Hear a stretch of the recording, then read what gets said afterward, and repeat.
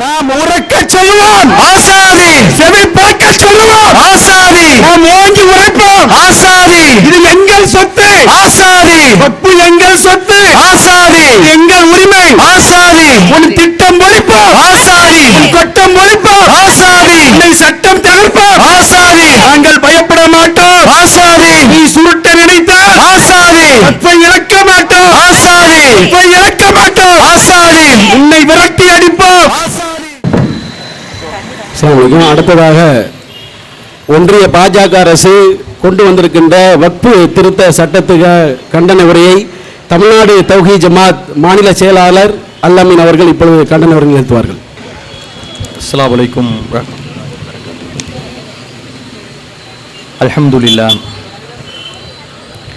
புகழ் அனைத்தும் அகிலங்களை படைத்த இறைவன் ஒருவனுக்கே. வக்பு வாரிய திருத்த சட்ட மசோதாவை எதிர்த்து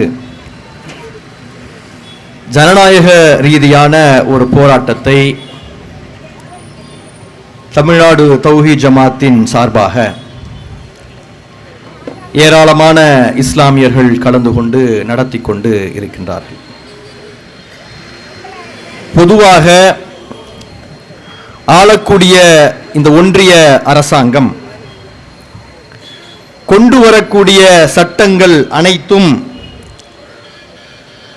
பொதுமக்களுக்கு எதிரானதாகவும் மோடி அரசாங்கத்தினுடைய நண்பர்களுக்கு சாதகமானதாகவும் இருக்கும் என்பதை கடந்த கால வரலாறுகள் நமக்கு மிக தெளிவாக எடுத்து சொன்னது. விவசாய சட்ட திருத்த மசோதா என்று ஒரு மசோதாவை அவர்கள் தாக்கல் செய்து அந்த சட்டத்தை சில நாட்களுக்கு முன்னால் நிறைவேற்றினார்கள். நிறைவேற்றக்கூடிய நேரத்தில் அது விவசாயிகளுக்கு நன்மை பயக்கும் என்கின்ற ஒரு பொய்க்கதையை சொன்னார்கள். விவசாயிகள் நிறைந்து இருக்கக்கூடிய பஞ்சாப் மற்றும் ஹரியானாவில் தான் இந்த சட்டத்திற்கு எதிராக மிக கடுமையான போராட்டங்கள் நடைபெற்றது.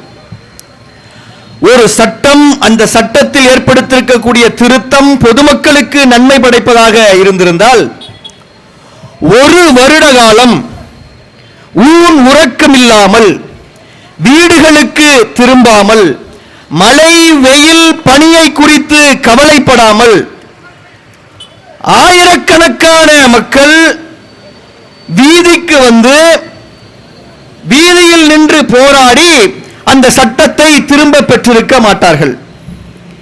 அந்த சட்டம் கொண்டு வரப்பட்ட போது மிக தெளிவாக சொல்லப்பட்டது, இது கார்ப்பரேட்டுகளினுடைய நலனுக்காக கொண்டு வரக்கூடிய ஒரு சட்டம். இந்த சட்டத்தால் மோடியினுடைய நண்பர்கள் பயன்பெறுவார்கள் என்று சொல்லப்பட்டது.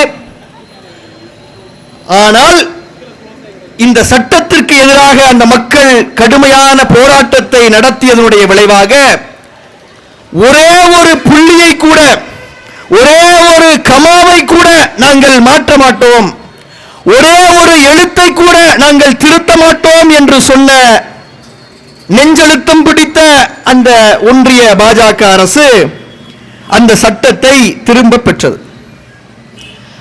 அதே மாதிரியான ஒரு சட்டம் தான் இந்த வக்பு வாரிய திருத்த சட்டம்.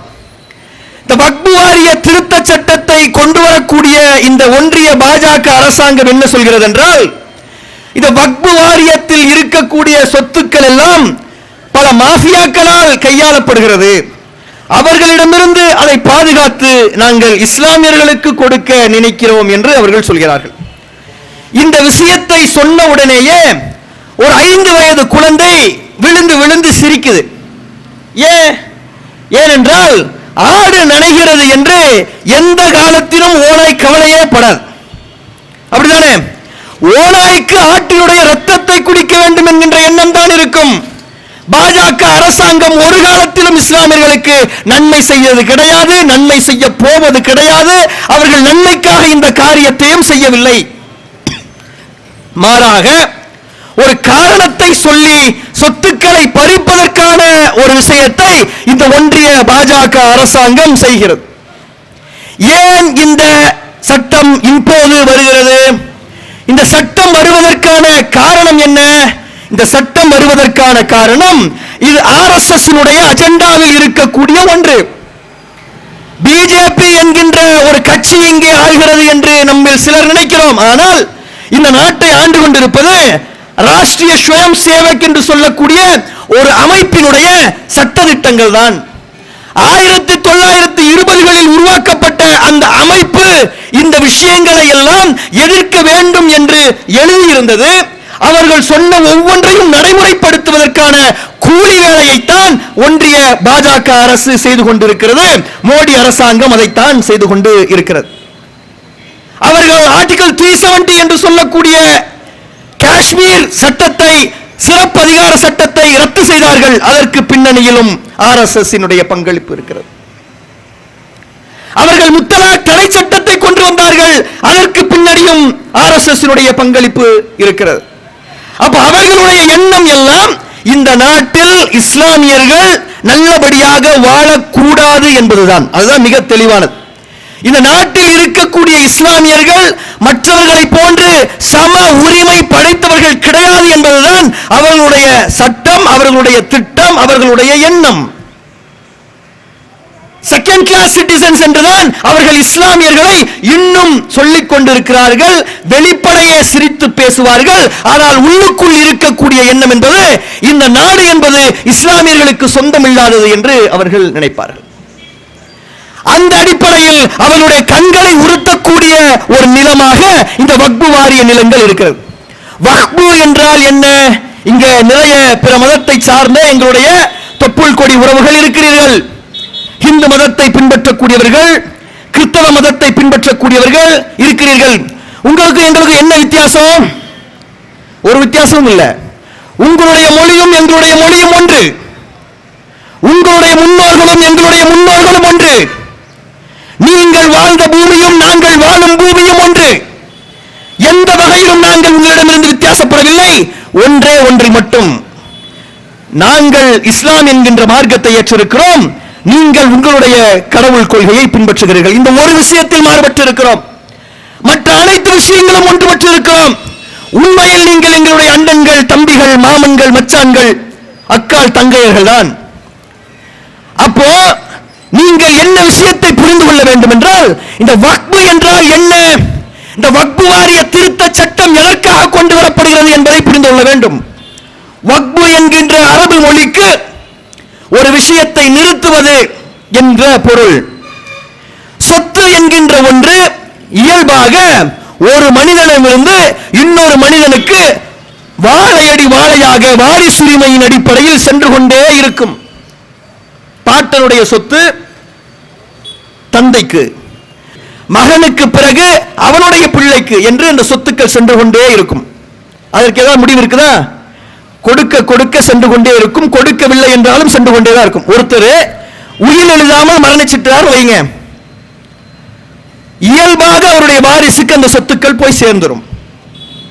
அவருடைய சொத்தில் ஒரு குறிப்பிட்ட பகுதியை அவர் தர்மங்களுக்கு கொடுப்பதற்கு இந்த மார்க்கம் அனுமதிக்கிறது. 1/3 அதிகபட்சம் அவர் விரும்பினால் தர்மமாக கொடுக்கலாம். அதை கடவுளின் பெயரால் கொடுக்கலாம்.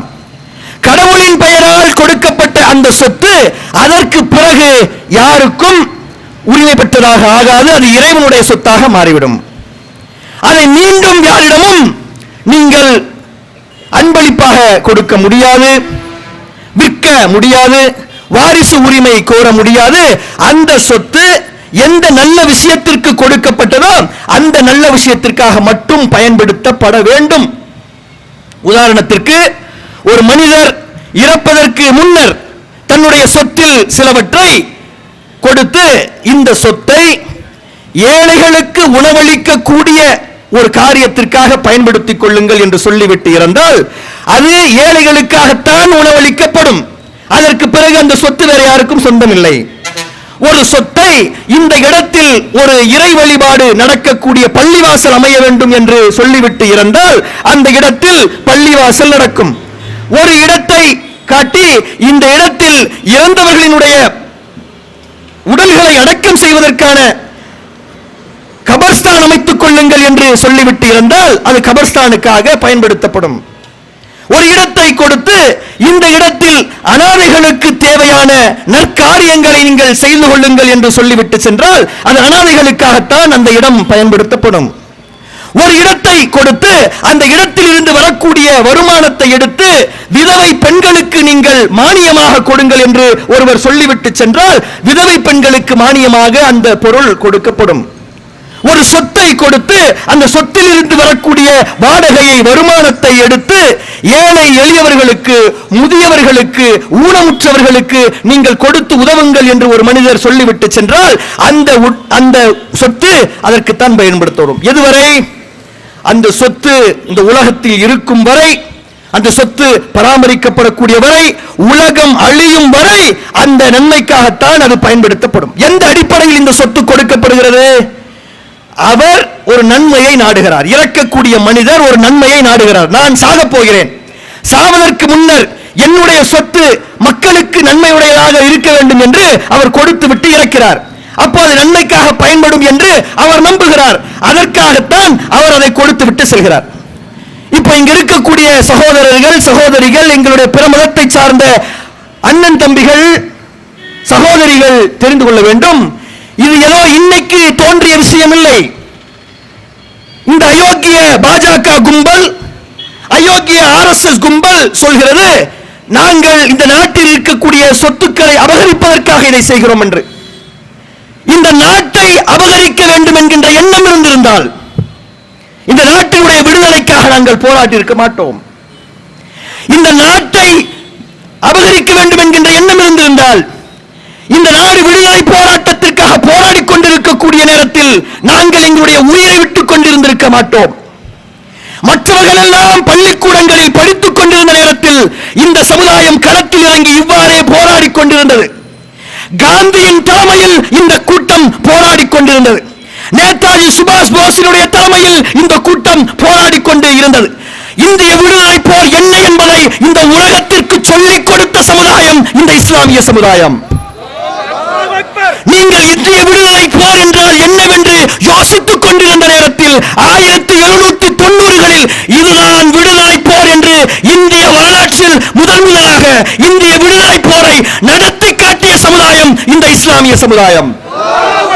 யாரை பார்த்து நீங்கள் அபகரிக்கிறீர்கள் என்று சொல்கிறீர்கள்? குஷ்வந்த் சிங் என்கின்ற ஒரு மனிதர் சொல்கிறார், இந்திய விடுதலை போராட்டம் என்பது இஸ்லாமியர்களுடைய ரத்தத்தால் எழுதப்பட்டது என்று சொன்னார்.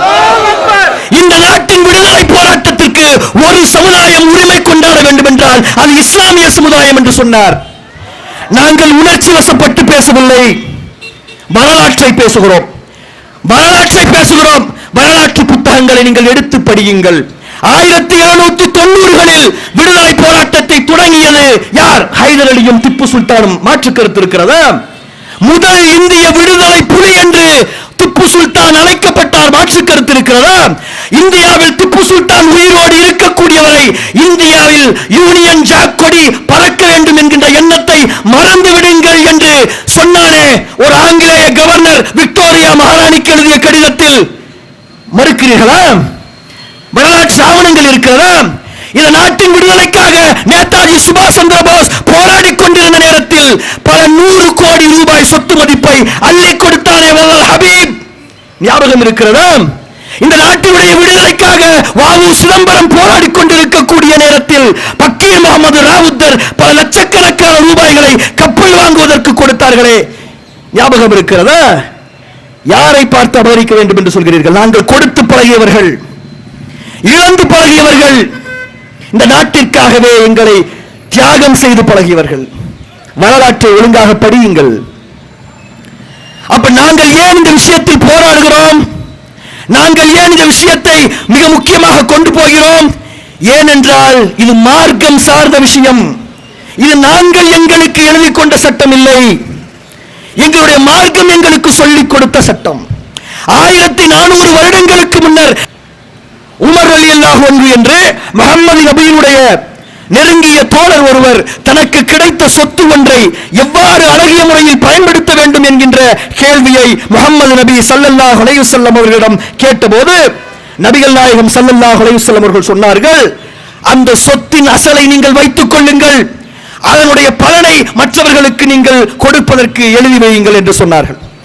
1400 வருடங்களுக்கு முன்னர் உமர் ரலியல்லாஹு அன்ஹு அவர்கள் கைபர் என்கின்ற இடத்தில் தனக்கு கிடைத்த நிலத்தை ஒரு டாக்குமெண்ட் மூலமாக எழுதி கொடுக்கிறார். என்ன சொல்றார்? இந்த நிலம் என்பது யாருக்கு பயன்படுத்தப்படும்? இந்த நிலத்தில் இருக்கக்கூடிய பலன்கள் யாருக்கு பயன்படுத்தப்படும்? இந்த நிலத்தில் இருக்கக்கூடிய பலன்கள் அனாதைகளுக்கு, இந்த நிலத்தில் இருக்கக்கூடிய பலன் ஏழைகளுக்கு, இந்த நிலத்தில் இருக்கக்கூடிய பலன் தியாகிகளுக்கு, இந்த நிலத்தில் இருக்கக்கூடிய பலன் மற்ற வழிப்போக்கர்களுக்கு பயன்படுத்த வேண்டும். இந்த நிலத்திற்கு யாரும் சொந்தம் கொண்டாட முடியவே முடியாது. இந்த நிலத்தில் யாரும் வாரிசாகவே முடியாது. இந்த நிலத்தை இன்னொருவருக்கு அன்பளிப்பாக கொடுக்கவே முடியாது. இந்த நிலத்தை யாருக்கும் விற்கவும் முடியாது என்று எழுதினார். எழுதிவிட்டு இந்த நிலத்தை பராமரிப்பதற்கு ஒருவர் நியமிக்கப்படுவாரேயானால் அவர் அதில் சிறிதளவு தனக்காக ஒரு சிறிய தொகையை எடுத்துக் கொள்ளலாம் மெயின்டெனன்ஸ்க்காக என்று எழுதி வைத்தார். அந்த அடிப்படையில் தான் வக்ஃப் சொத்துக்கள் பல ஆயிரம் ஆண்டு காலமாக கொடுக்கப்பட்டுக் கொண்டிருக்கிறது. சவுதி என்கின்ற இடத்தில் உஸ்மான் ரலியல்லாஹு அன்ஹு அவர்கள் ஒரு கிணற்றை கொடுத்து விட்டு சென்றார். அந்த கிணறு இன்னும் தண்ணீர் வழங்கிக் கொண்டு இருக்கிறது, பாதுகாக்கப்பட்டுக் கொண்டிருக்கிறது. அப்ப நாங்க ஏதோ கதை விடுறோம் என்று இங்க இருக்கக்கூடிய ஒரு அயோக்கிய கும்பல் சொல்கிறது. கதை விடுவது என்பது உங்களுடைய குலத்தொழில், உங்களுடைய வாழ்க்கை வரலாறு என்பது அப்படிப்பட்டது. கதை சொல்லியே பழக்கப்பட்டவர்கள் நீங்கள். RSS பாஜக கும்பல்களை சொல்கிறோம். அப்ப நீங்க என்ன புரிந்து கொள்ள வேண்டும் என்றால், இந்த சட்டத்தை நாங்கள் ஏன் எதிர்க்கிறோம்? இந்த சட்டத்தை எதிர்க்க வேண்டிய தேவை ஏன் வந்தது? ஏன் என்றது என்றால், இந்த சட்டத்தை ஒரு பேராக வைத்து இவர்கள் இஸ்லாமியர்கள் கைகளில் இருக்கக்கூடிய நிலத்தை பறிக்கிறார்கள். இந்தியாவில் மிகப்பெரிய லேண்ட் பேங்க் 3 அமைப்புகளிடம் இருக்கிறது. முதலிடத்தில் இந்தியன் ஆர்மி இருக்கு, 12 லட்சம் ஏக்கர் நிலங்கள். இரண்டாவது இடத்தில் இந்தியன் ரயில்வேஸ் இருக்கு, 11 லட்சம் ஏக்கர் நிலங்கள். மூன்றாவது இடத்தில் வக்ஃப் வாரியம் இருக்கிறது, ஏறக்குறைய 10 லட்சம் ஏக்கர் நிலங்கள் இருக்கிறது. இந்த 10 லட்சம் ஏக்கர் நிலங்கள் என்பது அவர்களுடைய கண்ணை உறுத்துகிறது. ஏன்? முஸ்லிம்கள் நன்றாக இருந்தால் அவர்களுக்கு பிடிக்காது, RSS கும்பலுக்கு பிடிக்காது. நான் பொய் சொல்வதாக இருந்தால் இந்த நிமிடம் வரை மாற்றப்படாமல் இருக்கக்கூடிய இன்ஃபர்மேஷன் அண்ட் பிராட்காஸ்ட் மினிஸ்ட்ரியுடைய வெப்சைட்டை போய் நீங்க பாருங்க. இன்ஃபர்மேஷன் அண்ட் பிராட்காஸ்ட் மினிஸ்ட்ரியுடைய வெப்சைட்ல frequently asked questions என்ற இடத்துல இந்த வக்ஃப் வாரிய திருத்த சட்டத்தை குறித்து ஒரு டிராஃப்ட் ஒன்று போட்டிருக்காங்க. என்னென்ன கேள்விகள் எல்லாம் கேட்கப்படுகிறது. இந்த வக்ஃப் வாரிய திருத்த சட்டத்தை குறித்தவர்கள் எழுதியதை நீங்கள் படித்தாலே புரிந்து கொள்ள முடியும் எவ்வளவு வெறுப்பு இஸ்லாமியர்களின் மீது அவர்களுக்கு இருக்கு என்பது, எவ்வளவு காழ்ப்புணர்ச்சியோடு அவர்கள் எழுதியிருக்கிறார்கள் என்பதை புரிந்து கொள்ள முடியும். இந்த வக்ஃப் வாரிய திருத்த சட்டத்தில் அவங்க என்னென்னலாம் செய்யறாங்க? முதல் விஷயமாக அவர்கள் செய்வது, வக்ஃப் வாரியம் என்பது இந்த நாட்டில் 30 வக்ஃப் வாரியங்கள் கிட்ட இருக்கு. எங்கெங்கெல்லாம் இஸ்லாமியர்களுக்கு வக்ஃப் சொத்துக்கள் இருக்கிறதோ, இந்த தர்மத்திற்காக பயன்படுத்த வேண்டிய சொத்துக்கள் இருக்கிறதோ, அந்த சொத்துக்களை பராமரிப்பதற்கென்று வக்ஃப் வாரியங்கள் இருக்கிறது. இந்த வக்ஃப் வாரியங்களை நியமிப்பது யார்? இந்த வக்ஃப் வாரியங்களை நிர்வகிப்பது அந்த இடத்தில் இருக்கக்கூடிய local government, state government. State government தான் நிர்வகிக்குது. அந்த ஸ்டேட் கவர்மெண்ட்ல சிஇஓவாக ஒருவரை நியமிப்பார். அந்த சிஇஓ யார்? அவர் IAS படித்தவர். என்ன ஒரே ஒரு விஷயம், அவர் முஸ்லீமாக இருப்பார். முஸ்லீம் IAS ஆபீசர் நீங்க நம்ப மாட்டீங்களா? முஸ்லீம் IAS ஆபீசர் நீங்க நம்ப மாட்டீங்களா? இந்த நாட்டினுடைய அரசியலமைப்பு சட்டத்தின்படி இருக்கக்கூடிய யூனியன் பப்ளிக் சர்வீஸ் கமிஷன்ல பரீட்சை எழுதி பல்வேறு பரீட்சைகளை பாஸ் பண்ணி நீங்கள் கொடுக்கக்கூடிய ட்ரைனிங் எல்லாம் எடுத்து இந்தியன் கான்ஸ்டிடியூஷனின் மீது சத்தியம் செய்து இந்த நாட்டினுடைய அரசியலமைப்பு சட்டத்தை பாதுகாப்போம் என்று ஏற்றுக்கொண்ட ஒரு இஸ்லாமிய இந்திய குடிமகன் வக்ஃப் வாரியத்தினுடைய சிஇஓவாக இருப்பதை நீங்கள் ஏற்க மாட்டீர்களா? அதை மாற்றுகிறார்கள். செக்ரட்டரியாக ஒரு இஸ்லாமியர் இருக்க வேண்டும் என்கின்ற ஒரு நிலை இருந்தது, அதை மாற்றுகிறார்கள். மாற்றிவிட்டு அந்த இடத்தில் பிற மதத்தை சார்ந்தவர்கள் வரலாம் என்கின்ற ஒரு நிலையை ஏற்படுத்துகிறார்கள். இங்க இருக்கக்கூடிய சகோதரர்கள் சகோதரிகள் கேட்கிறார்கள், என்னங்க தப்பு? அதே மாதிரி வக்ஃப் வாரியத்திற்குள் ஏற்கனவே 10 மெம்பர்கள் இருக்கிறாங்க. அந்த 10 மெம்பர்களில் கண்டிப்பாக 2 பேர் இஸ்லாமியர்கள் அல்லாதவர்கள் இருக்க வேண்டும் என்கிற ஒரு சட்டத்தை கொண்டு வருகிறார்கள். சென்ட்ரல் வக்ஃப் கவுன்சிலில் இதுவரை 100% இஸ்லாமியர்கள் இருக்கின்ற நிலையை மாற்றி அதை 50% பிற மதத்தை சார்ந்தவர்கள் இருக்க வேண்டும் என்கின்ற நிலையை கொண்டு வருகிறார்கள். என்ன காரணத்திற்காக? நல்ல எண்ணத்திற்காகவா? உங்களுக்கு என்னைக்காவது நல்ல எண்ணம் இஸ்லாமியர்கள் மீது இருந்திருக்கிறதா? என்னைக்காவது நல்ல எண்ணத்தோடு நீங்கள் நடந்திருக்கிறீர்களா? நல்ல எண்ணம் என்றால் என்னவென்று இந்த மோடி அமித்ஷா அரசாங்கத்திற்கு தெரியுமா? இந்த RSS கும்பலுக்கு தெரியுமா? 2400 பேரை குஜராத்தில் நீங்கள் கருவறுத்தீர்களே, அப்போது எங்கே போனது இஸ்லாமியர்கள் மீது இருக்கக்கூடிய அக்கறை? பல்கீஸ் பானு என்கின்ற ஒரு பெண்ணை கூட்டியல் பலாத்காரம் செய்து கொன்று குவிப்பதற்கு முயற்சி செய்தீர்களே, எப்போது போனது அங்கே இருக்கக்கூடிய விஷயங்கள்? ஆசிஃபா என்கின்ற ஒரு 8 வயது சிறுமியை கோவில் என்றும் பார்க்காமல் அதற்குள்ளே வைத்து கற்பழித்துக் கொண்டீர்களே, எங்கே போனது இஸ்லாமியர்கள் மீது இருக்கக்கூடிய அக்கறை?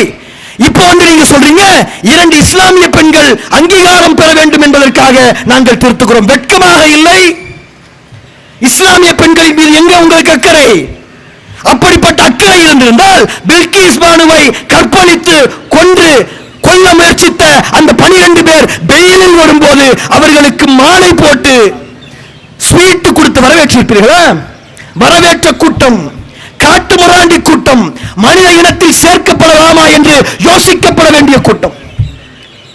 8 வயது ஆசிஃபா என்கின்ற ஒரு சிறுமி, குதிரை மேய்க்கக்கூடிய ஒரு பழங்குடி இனத்து சிறுமி, கோயிலில் வைத்து கற்பழிக்கப்பட்டு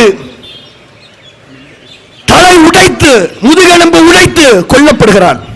அந்த தந்தை சொன்ன வார்த்தையை நீங்கள் நினைத்து பார்க்க வேண்டும். இங்க இருக்கக்கூடிய எங்களுடைய இஸ்லாமிய சகோதரர்கள் இல்லாம கிறிஸ்துவ இந்து சகோதரர்கள் இருக்கிறீர்களே, நீங்கள் நினைத்து பார்க்க வேண்டும். அந்த தந்தை சொன்னார், அந்த ஆசிஃபா என்கின்ற பெண்ணினுடைய தந்தை சொன்னார், என்னுடைய பிள்ளையை காணவில்லை, ஊரெல்லாம் தேடினோம், 8 வயது பிள்ளை காணும், கோயிலுக்குள் போய் தேடலாமா என்று சிலர் சொன்னார்கள். நான் சொன்னேன், கோயிலுக்குள் அப்படிப்பட்ட தப்பெல்லாம் நடக்காது, அப்படிலாம் எதுவும் செய்ய மாட்டாங்க என்று நாங்கள் நினைத்து கோயிலில் தேடாமல் மற்ற இடங்களில் எல்லாம் தேடினோம். ஆனால் என்னுடைய பிள்ளையை அந்த கோயிலில் வைத்துத்தான் 3 நாட்களாக இவர்கள் கற்பழித்து கொன்றிருக்கிறார்கள் என்று சொன்னார்களே, அந்த ஆசிஃபா என்கின்ற பெண்ணை கற்பழித்துக் கொண்டவர்களை நீங்கள் கண்டிக்கவில்லை என்றாலும் பரவாயில்லை, அவர்களுக்கு நீங்கள் தண்டனை வாங்கி தரவில்லை என்றாலும் பரவாயில்லை, அவர்கள் ஜெயிலுக்கு போகக்கூடிய நேரத்தில் அவர்களுக்கு ஆதரவாக போராட்டம் நடத்துவீர்களா இல்லையா? உங்களுக்கு என்னப்பா இஸ்லாமியர்களின் மீது அக்கறை, இஸ்லாமிய பெண்களின் மீது அக்கறை? அவர்கள் விடுதலை செய்யப்படக்கூடிய நேரத்தில் அவர்களை மாலை போட்டு வரவேற்றீர்களா இல்லையா? நீங்கள் அயோக்கியர்கள் இல்லையா? இஸ்லாமிய பெண்களின் மீது அக்கறைன்றீங்க.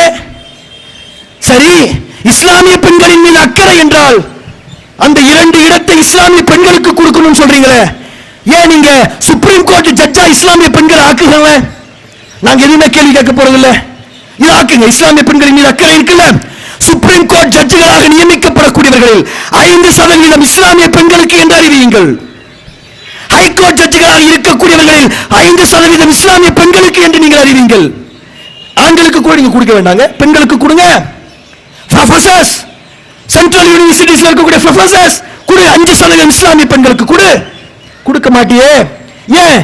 உனக்கு இருக்கிறது இஸ்லாமிய பெண்களின் மீது இருக்கக்கூடிய அக்கறை இல்லை, இஸ்லாமியர்களின் மீது இருக்கக்கூடிய வெறுப்பு, இந்த வக்பு வாரியத்தை அழிக்க துடிக்கக்கூடிய எண்ணம் என்பதை நீங்கள் மிக தெளிவாக புரிந்து கொள்ள வேண்டும். சரி, சில சகோதரர்கள் இப்ப கேட்கலாம், இப்ப சிஇஓவாக வக்பு வாரியத்தில் 2 இந்துக்கள் வந்தால் என்ன குடிமுடி விட போகிறது? வரட்டுமே. எங்களுக்கு தமிழகத்தில் இருக்கக்கூடிய இந்து சகோதரர்கள் மீது, இந்து அதிகாரிகளின் மீது பெரிய அளவிற்கு எந்த விதமான சந்தேகமும் இல்லை. நாடெல்லாம் சவக்காடாக இருக்கக்கூடிய நேரத்தில், நாடெல்லாம் காட்டு முராண்டிகளாக வாழ்ந்து கொண்டிருக்கக்கூடிய நேரத்தில், இங்கே இருக்கக்கூடிய எங்களுடைய தொப்புள் கொடி உறவுகள் நியாயமாக நடப்பதுதான் எங்களுக்கு இருக்கக்கூடிய ஒரு நம்பிக்கை. ஆனால் இந்த விஷயம் மகாராஷ்டிராவில் நடக்குமா? இந்த விஷயம் யோகி ஆளக்கூடிய உத்தரப்பிரதேசத்தில் நடக்குமா? இந்த விஷயம் மத்திய பிரதேசத்தில் நடக்குமா? இந்த விஷயம் ஹரியானாவில் நடக்குமா? பாஜக ஆளக்கூடிய எந்த மாநிலத்திலாவது நியாயமாக அங்கே இருக்கக்கூடிய அதிகாரிகள் நடப்பார்களா? வாய்ப்பே இல்லை. உச்ச நீதிமன்றம் உத்தரவு கொடுக்கிறது அந்த வீட்டை இடிக்கக்கூடாது என்று. ஒருத்தன் களத்தில் நின்று போராடினான், போராடக்கூடியவனை தண்டிப்பதற்கு உங்களுக்கு 1000 சட்டங்கள் இருக்கிறது. பப்ளிக் நியூசன்ஸ் போடு, அவன் மீது வழக்கு போடு, ஜெயில போடு. அவன் இருக்கக்கூடிய வீட்டை எந்த சட்டத்தின் அடிப்படையில் நீங்கள் இடித்தீர்கள்? உத்தரப்பிரதேசத்தில் எத்தனை வீடுகள் இடிக்கப்பட்டது? மத்திய பிரதேசத்தில் எத்தனை வீடுகள் இடிக்கப்பட்டது? ஹரியானாவில் எத்தனை வீடுகள் இடிக்கப்பட்டது? டெல்லியில் இடிக்கப்பட்ட வீடுகளினுடைய எண்ணிக்கை எத்தனை? எந்த சட்டத்தை சட்டத்தின் அடிப்படையில் நீங்கள் எடுத்தீர்கள். இடிக்கக்கூடிய நேரத்தில் உள்ளுக்குள் இருந்தார்களே, அங்கே களத்தில் நின்றார்களே, அந்த அதிகாரிகள் யார்? அவர்கள் நியாயவான்களாக நடந்தார்களா? நடக்கவில்லை. நீங்க கொண்டு வந்து அவர்களை சிஇஓவாக நியமிக்கிறீர்கள், அவர்களை கொண்டு வந்து நீங்கள் செக்ரட்டரியாக நியமிக்கிறீர்கள் என்றால் எவ்வாறு நாங்கள் உங்களை நம்புவது? இதற்கு முன்னாடி அப்படி இருந்ததில்லையே. திருப்பதி தேவஸ்தானம், திருப்பதி தேவஸ்தானத்திற்கு B.R. நாயுடு என்று சொல்லக்கூடிய ஒருவர் தேவஸ்தான தலைவராக தேர்ந்தெடுக்கப்பட்டிருக்கிறார். தேர்ந்தெடுக்கப்பட்டவுடன் அவர் சொன்ன வார்த்தை என்ன? நாங்கள் அவர் சொன்ன வார்த்தை எந்த டிஸ்பியூட்டும் பண்ணல. அவர் சொல்றது நியாயம். என்ன சொன்னார்? தேவஸ்தானத்தை நிர்வகிப்பதற்கு முழுமையாக எல்லோரும் இந்துக்களாகத்தான் இருப்பார்கள். கரெக்ட். ஒரு ஹிந்து கோயிலை நிர்வகிப்பது இந்துக்களாகத்தான் இருக்க வேண்டும். ஒரு கிறிஸ்தவர்களுடைய சர்ச்சை நியமிப்பது கிறிஸ்தவர்களாகத்தான் இருக்க வேண்டும். அப்ப வக்ஃப் வாரிய சொத்தை நிர்வகிப்பது மட்டும் எவ்வாறு மற்ற மதத்தை சார்ந்தவர்களாக இருக்க முடியும்? இது மதம் சார்ந்த விஷயம், நம்பிக்கை சார்ந்த விஷயம், எங்களுடைய மறுமை சார்ந்த விஷயம். அதில் எப்படி மற்றவர்கள் வர முடியும்? வருவதை இவர்கள் அனுமதிக்கிறார்கள். இங்கே இருக்கக்கூடிய இரட்டை நாக்குடைய பாஜகக்காரர்கள் இந்த விஷயத்திற்கு பதில் சொல்ல வேண்டும். கொளத்தூர் அருள்மிகு கபாலீஸ்வரர் கோயிலுக்கு சொந்தமான ஒரு கலை மற்றும் அறிவியல் கல்லூரியில் அசிஸ்டன்ட் ப்ரொஃபசர், உதவியாளர், டைப்பிஸ்ட் தட்டச்சு பொறியாளர், காவலர், தூய்மை பணியாளர் என்கின்ற பணிகளுக்கு வேலைக்கு ஆட்கள் வேண்டும் என்கின்ற ஒரு விளம்பரம் வந்தது. 2021 அக்டோபரில் இதே தமிழக அரசாங்கத்தால் வெளியிடப்பட்ட அந்த விளம்பரத்தில் என்ன வார்த்தை போடப்பட்டிருந்தது? இந்த கல்லூரியில் இருக்கக்கூடிய இந்த வேலைகளுக்கு இந்துக்களை தவிர்த்து வேறு யாரும் அப்ளை பண்ணக்கூடாது என்று அறிவிக்கப்பட்டது. நாங்க கோயில கூட கேட்கலங்க, ஒரு கல்லூரி, அந்த கல்லூரியில் பெருக்கக்கூடிய துவைக்கக்கூடிய வேலையை கூட வேறு யாரும் செய்யக்கூடாது என்கின்ற எண்ணம் உங்களுடைய உள்ளங்களில் இருக்குமேயானால் எவ்வாறு வக்ஃப் வாரியத்தை இஸ்லாமியர்கள் அல்லாதவர்கள் நியமிக்க முடியும்? நியமிக்க வேண்டும் என்று நீங்கள் கேட்கிறீர்கள். எந்த வகையில் நியாயம்? 2011 திருச்செந்தூரில் இருக்கக்கூடிய அந்த முருகர் கோயிலில் குரூப் 1 என்று சொல்லக்கூடிய ஒரு செக்யூரிட்டி போர்ஸ் ஒன்று இருந்தது. அந்த செக்யூரிட்டி போர்ஸினுடைய தலைவராக, முதலாளியாக ஒரு கிறிஸ்தவர் இருந்தார் என்கின்ற ஒரு காரணத்தை சொல்லி அவருக்கு இருக்கக்கூடிய அந்த உரிமையை திரும்ப வாங்கினாங்க. ஒரு இந்து கோயிலை பாதுகாக்கக்கூடிய இடத்தில் ஒரு கிறிஸ்தவ அமைப்பு இருக்கக்கூடாது என்று சொன்னாங்க. அப்ப அந்த இடத்தில் எல்லாம் நீங்கள் என்ன சொல்றீங்க? அந்தந்த மதத்தை சார்ந்தவர்கள் அந்த இடங்களை பராமரிக்கணும், அந்தந்த இடங்களை செக்யூரிட்டி பாதுகாக்கணும், அவர்களே அந்த இடத்தினுடைய கணக்குகளை பார்க்கணும், டைப்பிஸ்ட் முதற்கொண்டு உதவி பேராசிரியர் வரை அவர்களே இருக்க வேண்டும் என்று சொல்லக்கூடிய நீங்கள் இந்த இடத்தில் மட்டும் மாற்றி பேசுவதற்கான தேவை என்ன வந்தது என்றால், இந்த இடத்தில் நீங்கள் அரசியல் செய்கிறீர்கள், இந்த 9 லட்சம் ஏக்கர் நிலத்தை பிடுங்கி நீங்கள் அம்பானிக்கு கொடுக்க வேண்டும் என்று நினைக்கிறீர்கள். நீங்கள் கொடுத்திருக்கிறீர்கள். மகாராஷ்டிராவினுடைய மும்பையில் இருக்கக்கூடிய அம்பானியுடைய வீடு வக்ஃப் வாரியத்தினுடைய இடத்தில் கட்டப்பட்டது என்று சொல்லப்படுகிறது. அப்ப நீங்க எதற்காக இதை செய்கிறீர்கள் என்பதை இங்க இருக்கக்கூடிய சகோதரர்கள் புரிந்து கொள்ளணும். அப்ப நீ என்ன சொல்ற? இது இஸ்லாமியர்களுக்கு நன்மை செய்வதற்கு, சொத்துக்களை முறைப்படுத்துவதற்கு, எஃபிஷியன்ட்டாக யூஸ் பண்ணுவதற்கு சொல்லி சொல்றீங்க. எஃபிஷியன்ட்டாக யூஸ் பண்ணுவதற்குன்னா முஸ்லிம்கள் அல்லாதவர்கள் நிர்வாகத்தில் வர முடியும் என்று சட்டத்தை வைத்திருக்கிறீர்கள். ஓகே, ஒரு வகையில் அதை நம்ம ஒரு பேச்சுக்கு ஏற்றுக்கொள்வதாக வைத்தால், முஸ்லீம் அல்லாதவர்கள் வக்ஃப் செய்ய முடியாதுன்னு ஒரு திருத்தத்தை கொண்டு வர. எந்த அடிப்படையில் கொண்டு வர? ஏன் கொண்டு வர? ஏனென்றால் இந்த நாட்டில் இருக்கக்கூடிய சில சொத்துக்கள், இஸ்லாமியர்கள் கைகளில் இருக்கக்கூடிய சில சொத்துக்கள் இந்து மன்னர்களால் கொடுக்கப்பட்டது. 800 ஆண்டுகளுக்கு முன்னர், 900 ஆண்டுகளுக்கு முன்னர் ராமநாதபுரத்தில் இருக்கக்கூடிய சேதுபதி அரசரால் பல இடங்கள் கொடுக்கப்பட்டிருக்கிறது. ராஜேந்திர சோழனால் சில இடங்கள் கொடுக்கப்பட்டு இருக்கிறது. இங்கே இருக்கக்கூடிய பக்கத்தில் இருக்கக்கூடிய கேரளாவில் திருச்செங்கோடு, அந்த பகுதியில் இருக்கக்கூடிய இடங்கள் அந்த காலத்தில் இருந்த மன்னர்களால் கொடுக்கப்பட்டு இருக்கிறது. இந்துக்கள் இஸ்லாமியர்களுக்கு மட்டும் கொடுக்கவில்லை, இஸ்லாமிய அரசர்கள் இந்துக்களுக்கும் கொடுத்திருக்கிறார்கள். மதுரையில் இருக்கக்கூடிய ஆதீனத்திற்கு இருக்கக்கூடிய இடத்தில் பல திப்பு சுல்தானால் கொடுக்கப்பட்டது, ஹைதர் அலியால் கொடுக்கப்பட்டது. கேரளா இந்தியாவில் இருக்கக்கூடிய பல இடங்களுக்கு மானியத்தை திப்பு சுல்தான் கொடுத்திருக்கிறார். அக்பரால் பல இடங்கள், பல கோயில்களுக்கு கொடுக்கப்பட்டிருக்கிறது. ஆற்காடு நவாப் மயிலாப்பூரில் இருக்கக்கூடிய கோயிலுக்கு மானியங்களை கொடுத்திருக்கிறார். இப்படி இந்து அரசர்கள் இஸ்லாமியர்களுக்கு கொடுப்பதும், இஸ்லாமிய அரசர்கள் இந்துக்களுக்கு கொடுப்பதும் மாறி மாறி பல 100 ஆண்டு காலமாக நடந்திருக்கிறது. இப்போ இந்துக்கள் வக்பு வாரியத்திற்கு மெம்பராக வர முடியும் என்று நீங்கள் சொல்வீர்களே, ஆனால் ஏன் கொடுக்க முடியாது, ஏன் கொடுக்க முடியாது என்கின்ற விஷயத்தை நீங்க கொண்டு வரீங்கன்னா, சட்டத்தை நீங்கள் நடைமுறைப்படுத்திவிட்டு ரெட்ரோஸ்பெக்டிவ் எஃபெக்ட் சொல்வீங்க. இந்த சட்டம் நிறைவேறியதற்கு முன்னர் இருந்த இடங்களுக்கும் இது பொருந்தும் என்று சொல்லி எந்தெந்த இடங்கள் எல்லாம் இருக்கிறதோ அத்தனை இடங்களையும் பறிப்பதற்கான விஷயத்தை நீங்கள் செய்வீர்கள். அந்த சட்டத்தில் இன்னொரு விஷயத்தை கொண்டு வந்திருக்காங்க, எல்லா இடங்களும் ரெஜிஸ்டர் பண்ண வேண்டும். அப்ப அங்க இருக்கக்கூடிய இந்து சகோதரர்கள் கேட்பாங்க, ரெஜிஸ்டர் பண்ணணும்னு சொல்றது ஏதாவது தப்பா? கரெக்ட், தப்பு கிடையாது. ரெஜிஸ்டர் யார் செய்யணும்? உரிமையாளர் தான் செய்யணும். இப்போ நீங்க சொல்லுங்க, 600 வருஷத்துக்கு முன்னாடி கொடுக்கப்பட்ட இடம், கொடுக்கப்பட்டவர் செத்து போயிட்டாரு, இப்ப எங்க போய் உரிமையாளர் பிடிக்கிறது? இப்போ அப்ப நீ என்ன சொல்லுவ? இந்த இடத்தில் இப்ப டிஸ்பியூட் வந்துருச்சுன்னு சொல்லி சொன்னா, இந்த டிஸ்பியூட்டை தீர்ப்பதற்கான அதிகாரம் யாருக்கு இருக்கு? கலெக்டருக்கு மட்டும்தான் இருக்கு என்று அந்த சட்ட திருத்தத்தை நீங்கள் செய்திருக்கிறீர்கள். இப்ப யோகியினுடைய ஆட்சியில் கீழ் இருக்கக்கூடிய கலெக்டர் எப்படிப்பட்டவராக இருப்பார்? யோகியின் ஆட்சியின் கீழ் இருக்கக்கூடிய சர்வேயர் எப்படிப்பட்டவராக இருப்பார்? யோகியின் ஆட்சியின் கீழ் இருக்கக்கூடிய ரெவென்யூ இன்ஸ்பெக்டர் எப்படிப்பட்டவராக இருப்பார்? இந்தியாவில் இருக்கக்கூடிய சொத்துக்களில் ஏறக்குறைய 65% சொத்துக்கள் உத்தரப்பிரதேசத்தில் இருக்கிறது, கர்நாடகாவில் இருக்கிறது, மத்திய பிரதேசத்தில் இருக்கிறது. அந்த சொத்துக்களை நிர்வகிப்பது அந்தந்த அரசாங்கத்தினுடைய கலெக்டர்கள் என்றால், ரெவென்யூ இன்ஸ்பெக்டர்கள் என்றால் அவர்கள் நியாயமாக நடப்பார்களா? இதற்கு முன்னர் நடந்திருக்கிறார்களா? நடந்திருந்தால் பில்கிஸ் பானு அந்த கொலை வழக்கில் இருக்கக்கூடியவர்கள் இன்னைக்கு வெளியே வந்திருப்பார்களா? அப்ப எண்ணி பார்க்க வேண்டும், இவர்கள் இப்படிப்பட்ட விஷயங்களை செய்கிறார்கள். இதை தாண்டி வக்பு வாரியத்திற்கு ஏற்கனவே கொடுக்கப்பட்டுக் கொண்டிருந்த 7.5% அந்த வருமானத்தை குறைத்து 5% ஆக்குகிறார்கள்.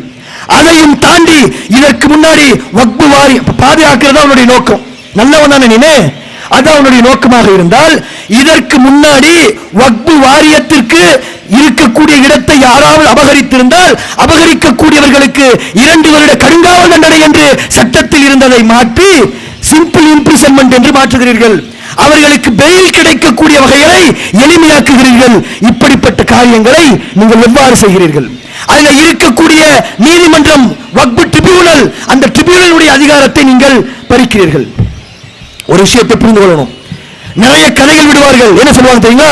வக்பு சொத்தை பராமரிக்கிறது இருக்குல்ல, பராமரிக்கக்கூடியதை பொறுத்த வரையில என்ன சொல்லுவாங்க அப்படின்னு சொல்லி சொன்னா, இவர்களுடைய சொத்தை கோர்ட் ஹேண்டில் பண்ணவே முடியாது, இவர்களுக்கு என்று தனி கோர்ட் இருக்கா. இந்த தனி கோர்ட்ல யார் இருக்கா? இந்த தனி கோர்ட்டில் இருக்கக்கூடியவர் யார்? நீங்கள் நியமித்தாட்கள் தானே. உங்களுடைய அதிகாரத்தில் ஒரு சிவில் ஜட்ஜாக இருந்தவர் தானே.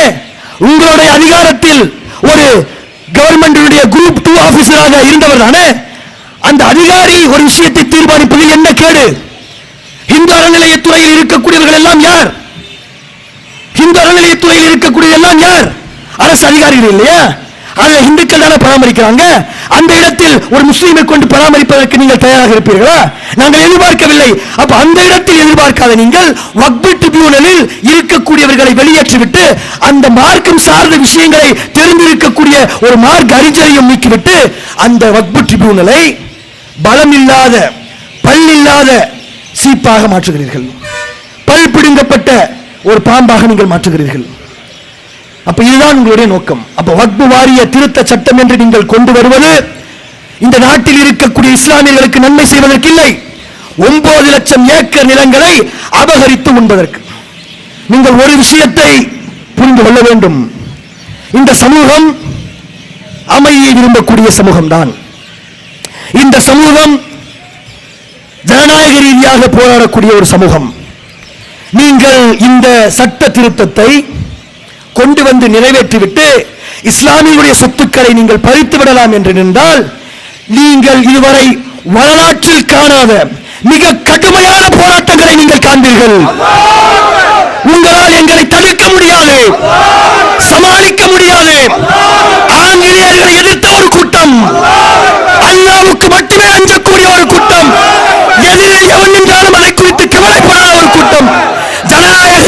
போராடுவோம். உங்களால் எங்களை சமாளிக்க முடியாது. புரிந்து கொள்ளுங்கள், நாங்கள் மிக கடுமையாக போராடுவோம். எங்களுடைய மார்க்கம் எங்களுக்கு ஒரு விஷயத்தை சொல்லித் தருகிறது.